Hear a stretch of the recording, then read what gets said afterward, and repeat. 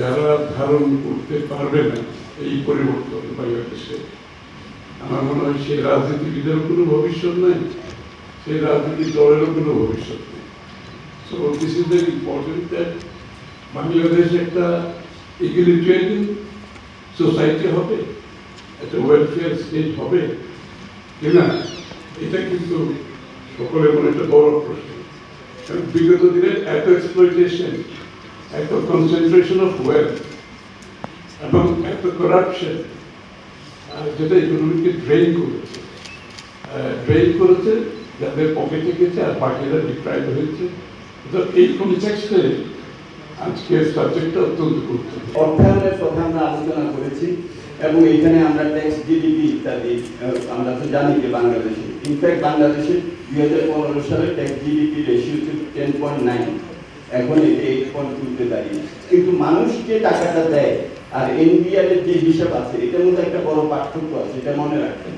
মানুষ যে টাকাটা ট্যাক্স হিসাবে দেয় সেই রেশিওটা 8.2 না, তার থেকে বেশি। হোয়াইট পেপারের ফাইন্ডিং এখানে বলার সুযোগ নাই।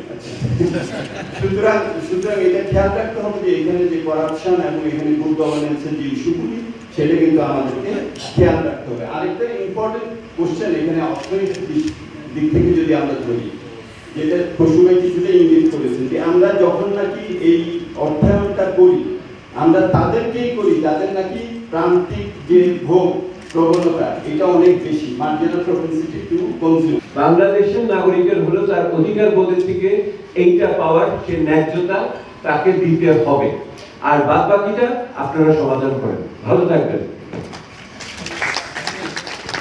The most important, the protection is important, but promotion and graduation के माध्यम से একটা holistically treat করতে হবে। শুধুমাত্র প্রোটেকশন দিয়ে এটা সাস্টেইনেবল না।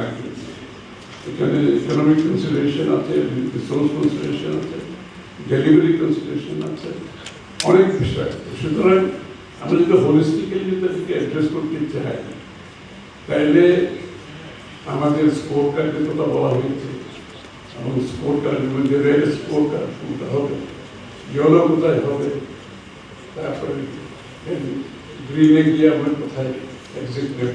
সাধারণ মানুষের কাছে টাকা না পৌঁছালে একটা ভয়ঙ্কর অর্থনৈতিক স্থবিরতা। সাধারণ মানুষের কাছে টাকা পৌঁছানোর পদ্ধতিটা কোন হবে, সেটা একটা বড় প্রশ্ন বাংলাদেশে। এখানে পুরো শাসন চলে একটা ভয়ঙ্কর দুর্নীতি কাঠামো। কিন্তু এই সাধারণ মানুষের কাছে টাকা পৌঁছানোর ব্যাপারটা আবার অনেক ক্ষেত্রে হয় যে সরকার মূল ফোকাস যে জায়গাগুলি, সেখান থেকে তার মনে হচ্ছে যে একটা দায় কমে যাচ্ছে, এরকম একটা অবস্থা। আমরা মনে করি যে সরকারের মূল ফোকাসের জায়গায় হচ্ছে কর্মসংস্থান, মূল ফোকাসের জায়গায় ইউনিভার্সাল হেলথ কেয়ার তৈরি করা, সর্বজনীন স্বাস্থ্যসেবা তৈরি করা, সর্বজনীন শিক্ষার ব্যবস্থা করা, ইউনিভার্সাল এডুকেশন যাতে সকলে পায়, সেইগুলো নিশ্চিত করা, তার জন্য প্রয়োজনীয় বাজেট এবং কাঠামো। কি boss, vital match, tough opponent, tension? Come on bro, অপোনেন্টকে নিয়ে ভাবার সময় আছে। আসল অলরাউন্ডারের কাজই তো হলো যে কোনো টাফ সিচুয়েশনে টিমকে অলরাউন্ড প্রোটেকশন দেওয়া।